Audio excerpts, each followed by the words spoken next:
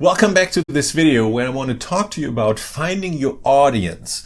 And what I mean by this is we're going to figure out who to put your ads in front of on Facebook and on Instagram. Because think about that. Magic happens when you put the right type of content in front of the right audience, right? If there's a mismatch between content and audience, let's say you put a techno song in front of a classic music fan audience, right? It's not going to happen. Things are not going to give you the results that you want. But if you figure out a match between the right type of content with the right type of audience, that's when magic happens in your Facebook and Instagram ads. So we already got you started on the ad in the last video, and now we're going to talk about the audience that we want to put that magic music ad in front of. So stay tuned and let's jump right in. Magic happens when you get your music in front of the right audience. Right, I just said this, so I'm repeating myself here, but I wanted to put it on the slides to let it really sink in.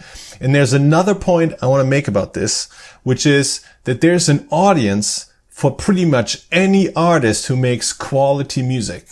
Okay? If you make quality music, then it doesn't matter what your genre or what your style is. If you love your music, then there are going to be fans out there who love your music too. And it's just a matter of reaching them. So, successful music promotion is not about reaching the biggest possible audience. No, it's about reaching the right type of audience, right?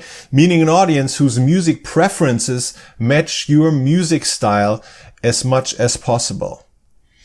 And if your music promotion doesn't work, or if anyone's music promotion doesn't work, there are usually two reasons why that's the case, right? The first one is you're not getting any audience.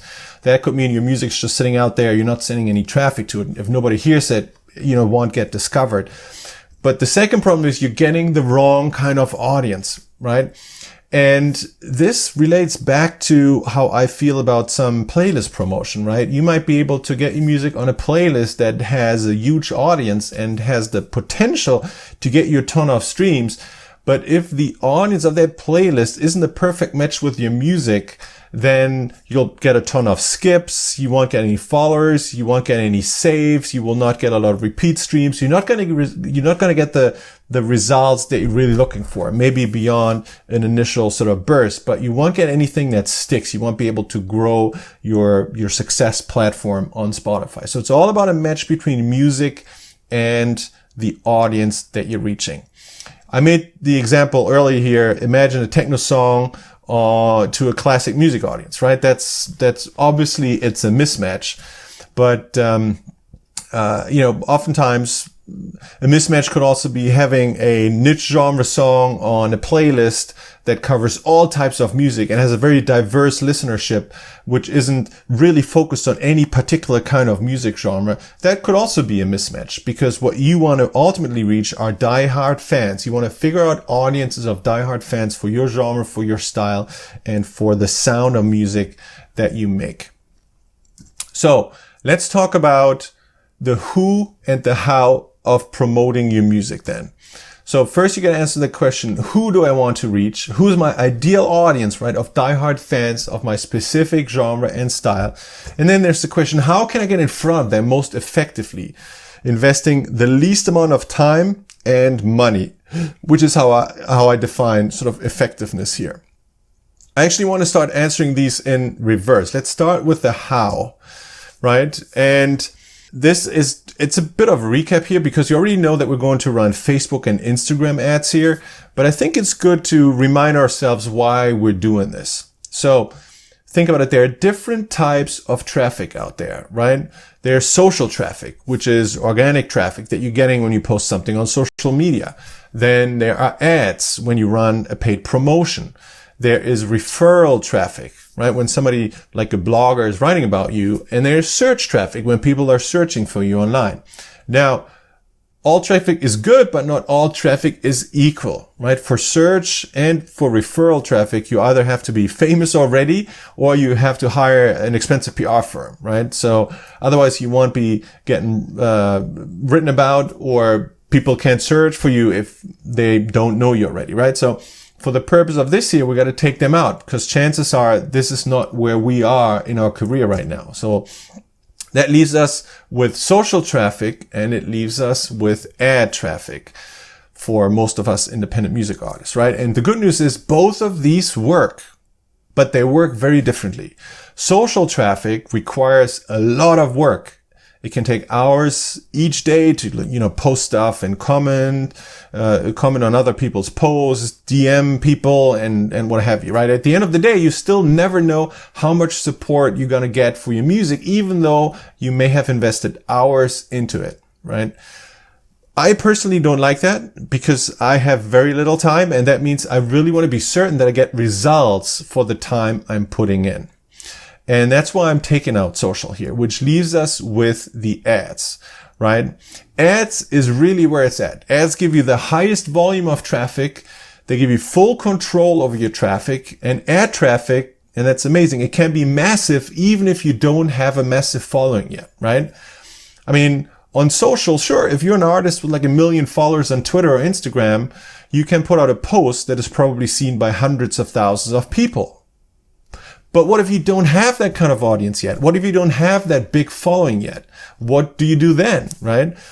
And that's why I love the ads game. Ads let you scale up your audience super fast, no matter where you're starting out. Even if you have 0 fans, you can reach millions of people running ads, okay? Now, the other question we wanted to answer is, to whom are we going to show our ads? Who do we want to target with our ads? So let's talk about your roadmap for targeting with Facebook and Instagram ads. Because there are 3 distinct phases that you want to look at over the course of building your Spotify growth engine and scaling it up. In phase 1, you're going to build a core audience with interest targeting.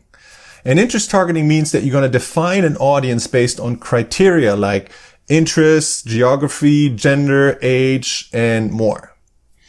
In phase 2, you're going to be looking at lookalike audiences. Lookalike audience let you reach new people whose interests are similar to those of the fans in your core audience. And then in phase 3, you're going to be looking at automatic targeting by Facebook and Instagram's algorithm. And this is where you let Facebook's AI just maximize your reach by automatically finding even more people who are most likely to become your fans, right? It's basically when you unleash the algorithm and let Facebook go out and find potential fans wherever they are hiding. Now, in this lesson, I'm going to focus on phase 1, right? Because unless you have had hundreds and then even thousands of conversions on any ads you ran prior to coming to the Spotify Growth Engine training, phase 2 and phase 3 approaches wouldn't even work because they require the data from phase 1, right? We have to season our Facebook pixel first. That's how advertisers call when you collect data on your pixel so that the AI can do its job. You say we season the pixel, right? That means we have to send enough data from fans to learn about their common characteristics that Facebook can then work with. So since we're focused on phase 1 here, let's dive a little bit deeper into what interest targeting means for us. On Facebook and Instagram, you can target people with your ads who have expressed an interest in or like pages related to a specific topic. All right. And for us, it's all about music, right? We'll be looking to come up with music related interests that we can use to put your music in front of the right audience on Facebook. So when you think about targeting for music audiences, there are a few things that come to mind. You can target fans of artists that sound similar to you. You can target folks who like magazines or blogs that are narrowly focused on your style of music, right? You can target music subgenres. For example, deep house or battle rap or synth pop, right? Just think about it as really subgenres. The more niche you can go on the genre, the better. You won't want to target just pop or electronic music or hip hop. Those are too broad. They encompass too big of an audience, which isn't well enough defined for your particular sound and style of your music. But if your music is a perfect example of a particular subgenre or niche genre, then that is something that you may target really well and really successfully. So let's look at some others here. Record labels that are narrowly focused on your style of music, right? You wouldn't target fans of Sony Music or Universal Music or something like that. But there are niche labels out there or cult labels out there which are known for a specific sound of music that targeting those might work really well because you know all the fans following and liking that label, they are into that specific style and sound of music that you're making. Then you can also target music stores such as Beatport or Traxsource, right? And that works really well for downloads. And I'm using Beatport or Traxsource here as examples for niche online stores that have focused on a very particular audience and a very particular sound. So Beatport and Traxsource, these two examples, they're all about electronic music, right? Those are stores where DJs go to download full-length version of house and techno and EDM tracks that are popular right now or that they want to discover and use in their DJ sets. So if you're making that type of music and you're trying to reach DJs who should download your music to put it in their sets, using interests like Beatport or Traxsource in your Facebook ads can be really successful, right? And then beyond that, any other interest or page that's narrowly focused on your style of music can be a good targeting opportunity, right? It's just all about narrow. We're not trying to reach millions and millions of people in this initial phase. We're trying to reach a smaller audience, but an audience which is a perfect match for your particular style and sound. And if we figure out that match, right, that is again when the magic happens. Now, when it comes to figuring out the targeting for your specific ads, it's not just about picking one target. The nice thing about Facebook is that we can give Facebook multiple audiences and we'll let Facebook optimize this for us. And you'll learn over time through the results that come back from Facebook which audiences your music resonates with the best. So what we want to do in this lesson is to come up with 3 to 5 music-related interests that we can use on Facebook to show your ads to audience of people who identify with those interests, right? And this is what this slide is meant to illustrate. So you're going to have your ads, and then you're going to have 3, maybe 4, maybe 5 distinct audiences, each audience reflecting a unique music-related interest, obviously related to your music, your genre, your style. And then we're going to put your ads in front of all of those different audiences to give Facebook an opportunity to test those and see which audience gives you the best results for your ads, right? So let me show you an example. Let's say you came up with 5 different artists that you sound similar to. And you'd say fans of those 5 artists, they would probably love your music and become your fans as well. Then what we do is take your ad and put it in front of 5 different audiences, each audience being made up of fans of just one of those artists. And again, I'm using 5 in the illustration. The goal for this lesson is to come up with 3 to 5.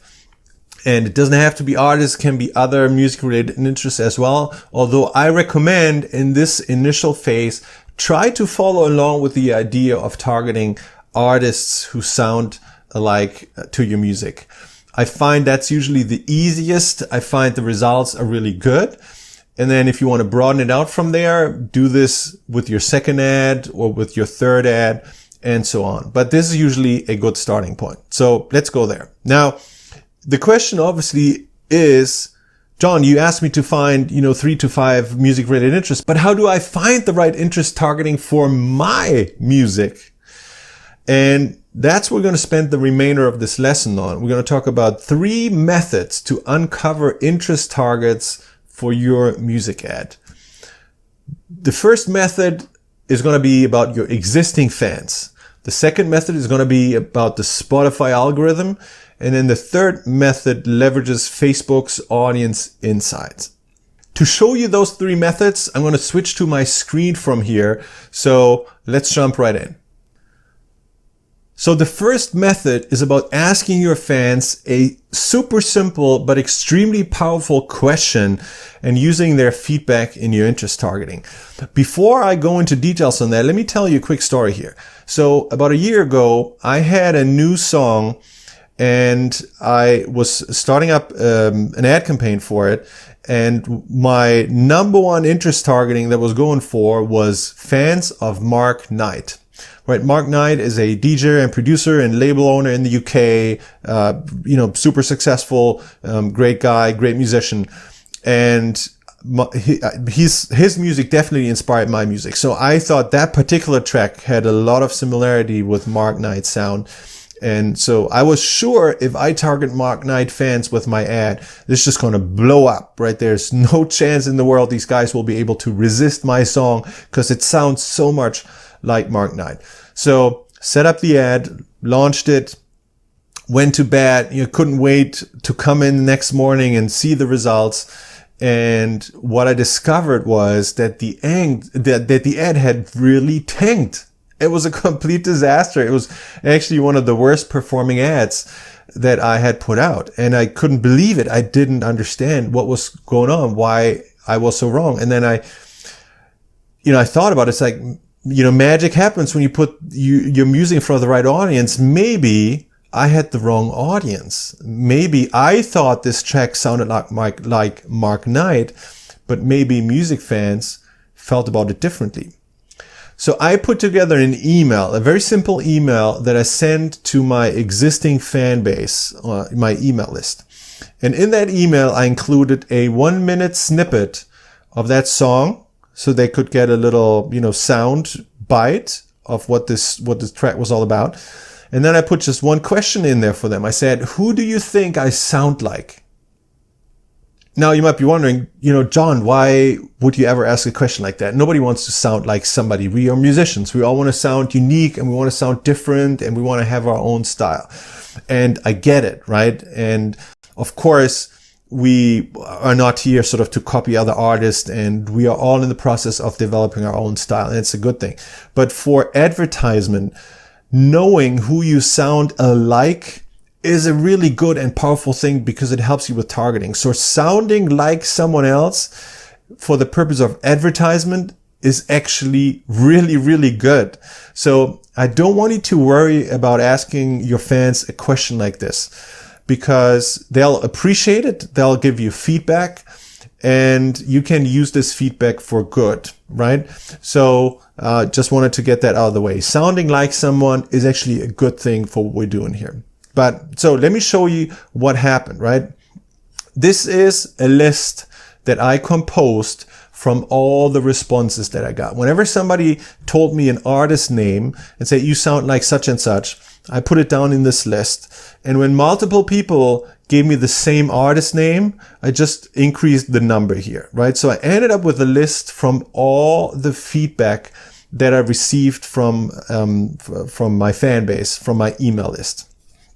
And it's an interesting list because there are a few artist names on here that I would, sort of discount and say they have nothing to do with my music, right? You see a few names here crossed out, like David Guetta and Calvin Harris and Martin Garrix and Avicii and Chainsmokers and Deadmau5. And obviously, I felt flattered by being compared to artists of such success, right?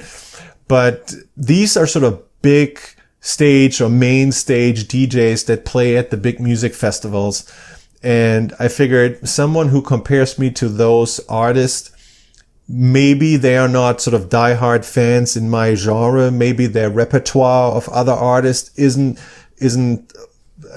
experienced enough or isn't broad enough to sort of put my music in the right context. So they picked the best next artist that they came up with. But I used a little bit of a filter on my end to say, hey, I know I'm not sounding like David Guetta, I'm not like Calvin Harris or Avicii or Martin Garrix or Chainsmokers, certainly not like Coldplay, is even a different genre here, or Deadmau5. I mean, obviously, those are amazing artists that I admire because of their success and because they make amazing music. But you have to filter the results you're getting back just a little bit to make sure you're in the broader genre where your music is playing, right? But that's okay because I still ended up with a long list and there are a few interesting findings here, right? So Todd Terry came up a lot and it's like, this is interesting because Todd Terry is sort of associated with this, with this style of house and the beginning of house when it developed, a few decades ago. And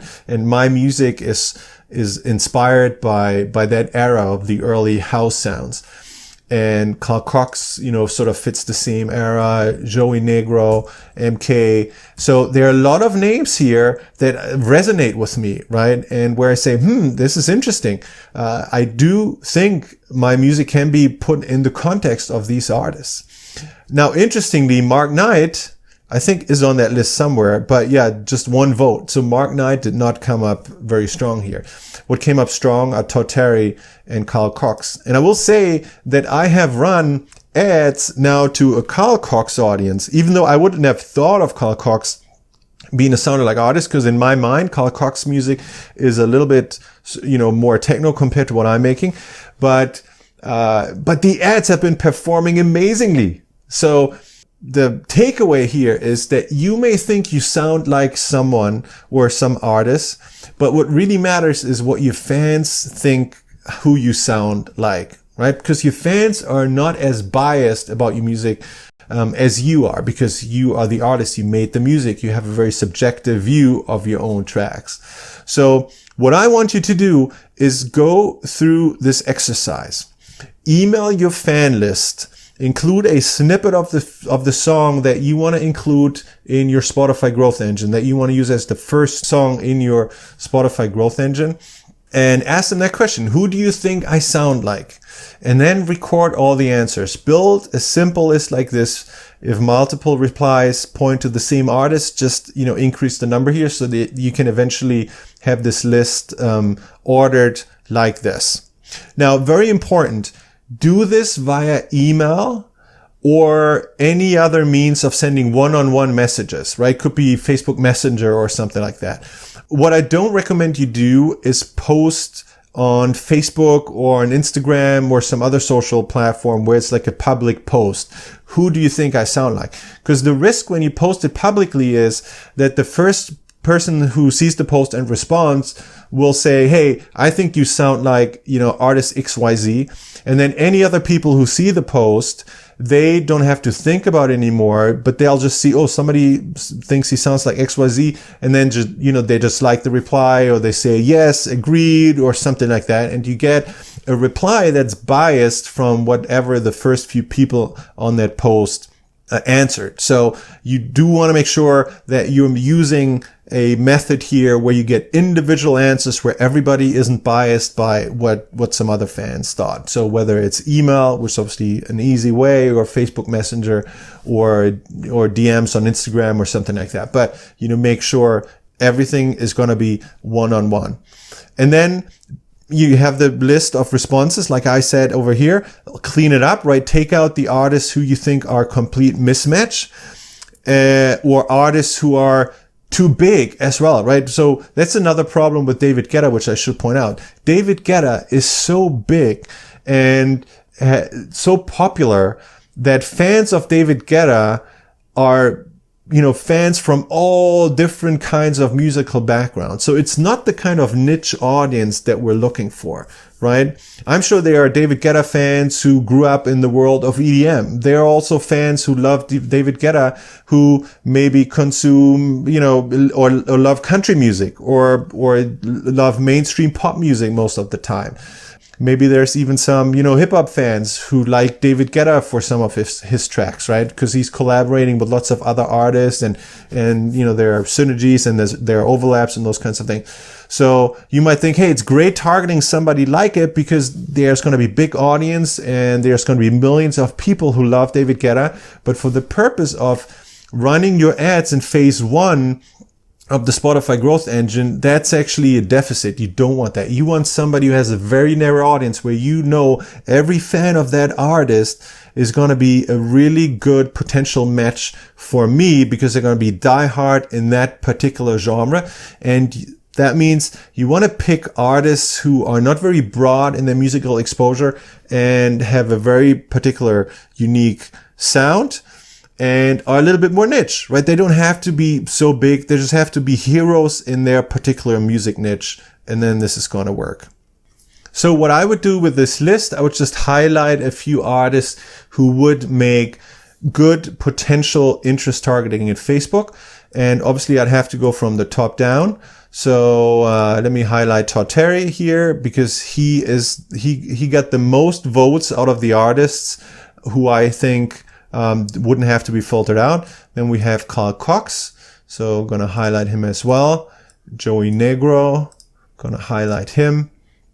And then we have MK and Tiesto. You know what, actually, Tiesto, I'm going to take Tiesto out as well. I think it's a little too trancy. MK, definitely. I think MK is a good match. And then now we're into all the artists that only came up with one vote. So got to be a little careful on those. And they are in the order, they're in alphabetical order now. Look, and some people even say it record labels, right? Someone said, well, you sound like you could be on Defected Records. So that's an interesting example for the kind of interest targeting based on labels that we spoke about earlier. I think someone else said Strictly Rhythm. Where do we have that one? Maybe not. Anyway, so what do we? Bob Sinclair is something that resonated with me, so I'm going to highlight that as well. And then we have Full Intention resonated with me. I think that's a good match. And then we have Oliver Heldens that also resonated with me. There's definitely something there. And where was it? Jack Back. So Jack Back is interesting because Jack Back, again, this is a little niche, but Jack Back is another alias used by David Guetta. But this is where he does sort of his underground techno and house tracks. So those were pretty good. So these resonated with me. So, and again, do the same. You get this list and then pick out the number of artists who resonate with you from this method one. It doesn't have to be 3 to 5 here. It can be more, because what we want to do is we want to overlay the results from all the different methods in the end and then figure out where are the commonalities, and then use that as sort of the strong signal. Hey, those should be my initial audience targets, or interest targets, I should say. So this is going to be my list here. Looks like I have 1, 2, 3, 4, 5, 6, 7, 8 on this list. All right. I hope this was helpful. And now we're going to shift to method number 2. And I have to take you over to Spotify to take a look at that. So now we're in Spotify, and we're going to leverage Spotify's algorithm to identify more sound-alike artists that we want to potentially use as interest targeting in our Facebook and Instagram ads. And a lot of artists may think, you have this list here, right? Fans also like. Isn't this what I should use for the interest targeting? The problem with this fans also like list is that it's not just based on music preferences, but it's also based on size or activity on your Spotify profile. So, for example, my music may sound similar to Carl Cox in the ears of many music fans, but Carl Cox would not be in this list anytime soon because he's way too big, right? And you probably you probably noticed that if you're on Spotify, that a lot of these artists that show up here are similar size to you in terms of maybe monthly listens and maybe following. So as you grow on Spotify, you'll have other artists, bigger artists show up here. But this is a limitation for us right now, because I'm looking for artists who sound most like me, and not for artists who maybe sound similar to me, but also have similar size, right? So don't look at this. We're going to apply a different method here, right? The method that we want to apply is we want to look at song radio stations that Spotify composes for us. An easy way to do this is to look at radio stations that Spotify builds for a few songs that you have out on Spotify that have been out for a while and that have acquired a decent number of streams. So Spotify had enough time and enough data to put together a solid radio station around it. So what I'm going to do here as an example, I'm just going to go down my popular tracks. I'm going to go from the top down. and starting with Lost in My Mind, right? It's been out the longest. It has the most streams. I'm just going to click here and say, go to Song Radio. And then I want to see what comes up. So obviously there's the source track, and then we'll have some other artists here. I see Purple Disco Machine. I see Ofaya. I see Oliver Heldens. Remember, Oliver Heldens also came up when we looked at the fan feedback. Interesting. Tiesto also came up when we looked at the fan feedback. Purple Disco Machine again. EDX. Jack Back. That came up from the fan feedback, right? Jack Back is something that came up. What else do we have here? Purple Disco. Let me see if any of those overlap. Bob Sinclair. We had Bob Sinclair. That came up in the fan feedback. Mark Knight. Mark Knight showing up here. I like that. So despite the story I told you in the beginning about my Mark Knight ad failing, that was a story related to a particular track. It doesn't mean that Mark Knight fans in general wouldn't be fans of my music. It just didn't work for that one track. We have Oliver Heldens again, and Oliver Heldens, Carl Cox. We have Carl Cox here. We had this in the other one. So, few interesting ideas come out of here. So ADX definitely showing up. Camel Fat is interesting. Ofaya is interesting. So, note those down.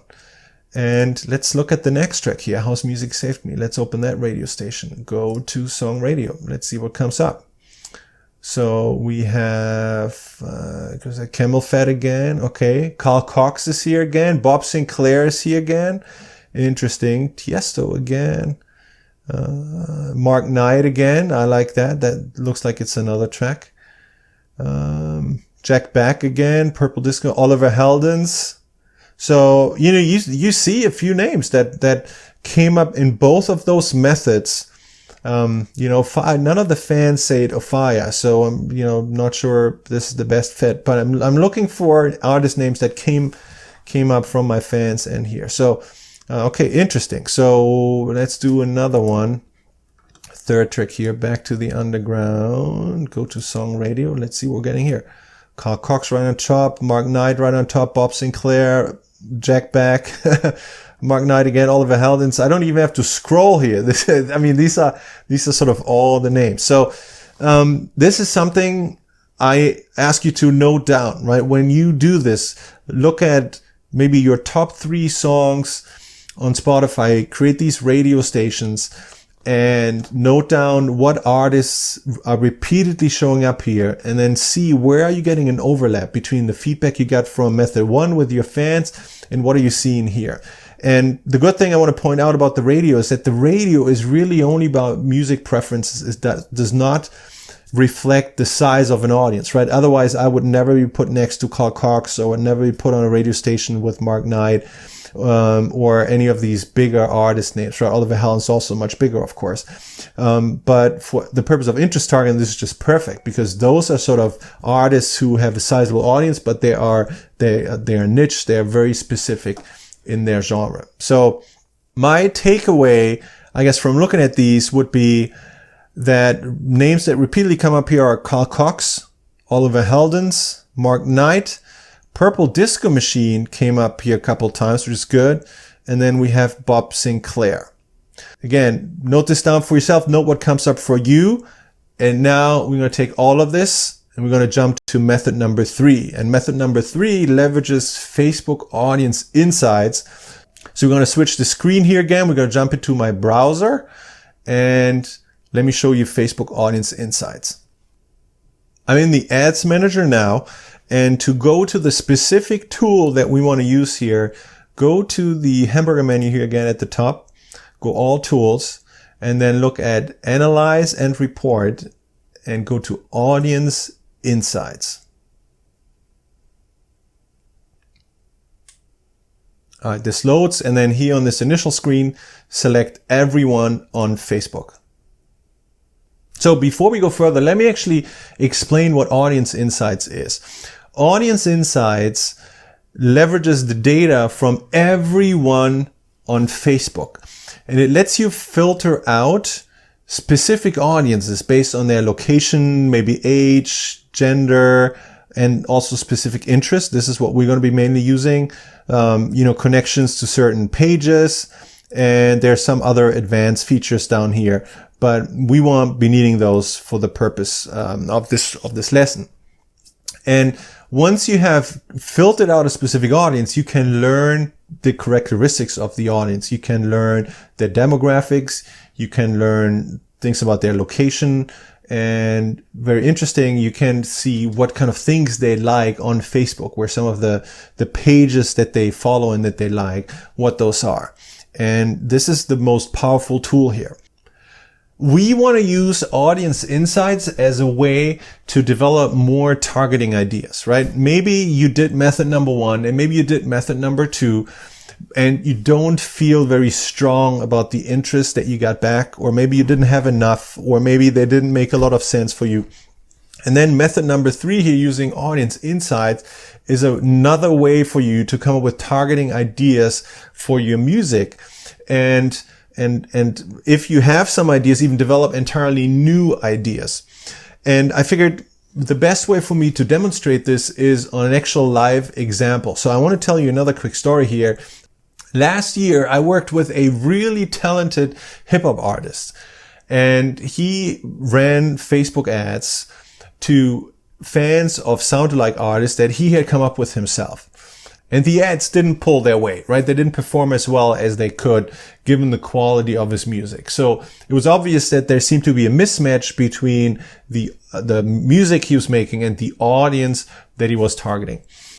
What we did together at the time, we ran one of those method number 1 sort of surveys to his fan base. And we took some of the feedback from the fans to figure out whether we could broaden it, whether we could come up with additional targeting ideas that he hadn't even thought of.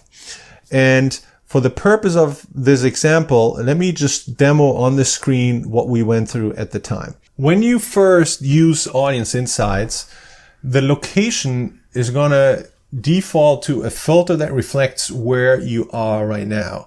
I live in the US. I recorded this in the US. So for me, I have this United States filter here. If you're watching this lesson and you're currently in another country, chances are Facebook puts a filter for your particular location in here right now. To demo this tool for you, I'm going to take this out. I want to get everybody on Facebook, no matter where in the world they are. If you want to do a little bit more diligent job here for your own research, what I actually would recommend is that you use all Spotify countries, right? Because in the Spotify growth engine, we're most interested in people who live in countries that have access to Spotify. Because if we reach people outside of those countries, they don't even have a chance of being on Spotify, and they're a little less relevant for us.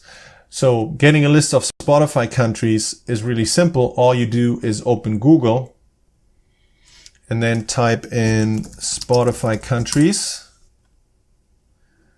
The first link here, this is it. Right here you see all the countries where Spotify is currently available. So you could take this list and you could enter it here. It'll take me a few minutes to do that. I want to spare you the time of looking at this in the video. So I'm going to leave this open right now. I just want to explain that this location filter is here and that what you said here matters. Now, what I really wanted to show you is how to use the interest filter. So this particular artist I told you about, who had his ads underperforming, he asked his fans, who do you think I sound like? And he got sort of 3 answers that repeatedly came up.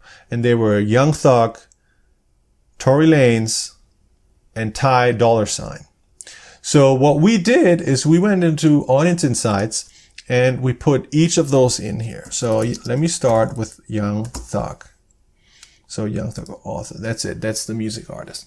So once you put this interest, Facebook filters all the data according to the audience that you created here. So you can see Young Thug has an audience of about 4 to 4.5 million people who have an expressed interest in Young Thug, right? And there are 26% women, there are 74% men, and here you can see how they break down by age group. So seems like his main fan audience is between 18 and 34 years old, right? There's some other information down here, but we're not going to take a deep look at it. For us, this is where the music is playing, right? Under page likes.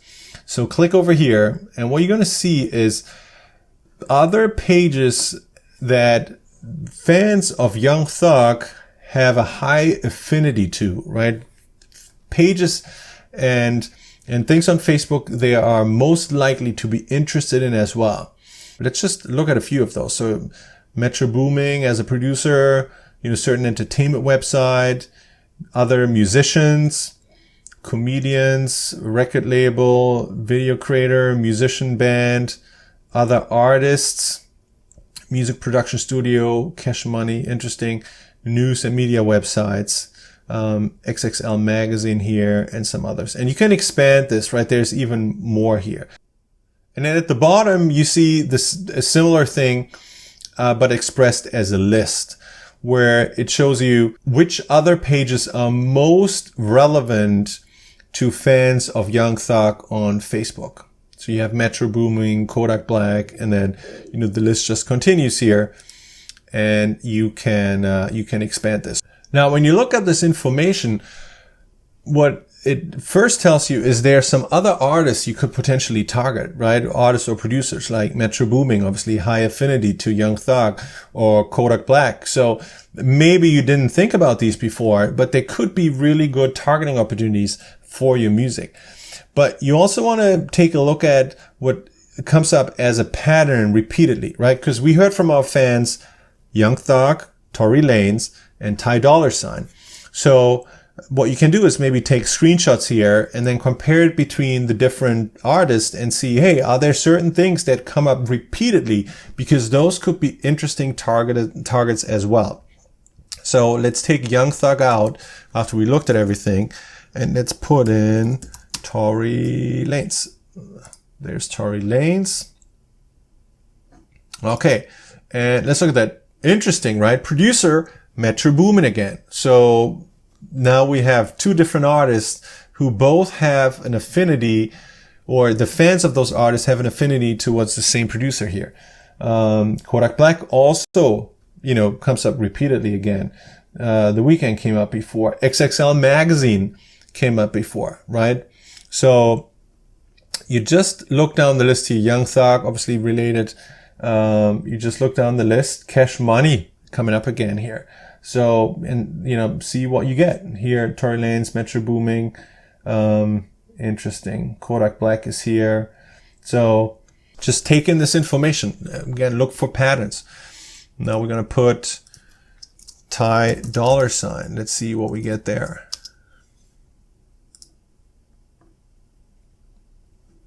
Okay, some other musician, The Weeknd, Tory Lanez, Young Thug.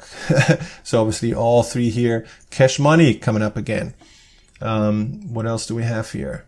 We have a little twist. This goes on here. XXL Magazine again, right? Just from looking at this and looking up these three artists, there are a few things that immediately stand out, right? You have Cash Money as a common interest between all of those. So that could be an interesting targeting.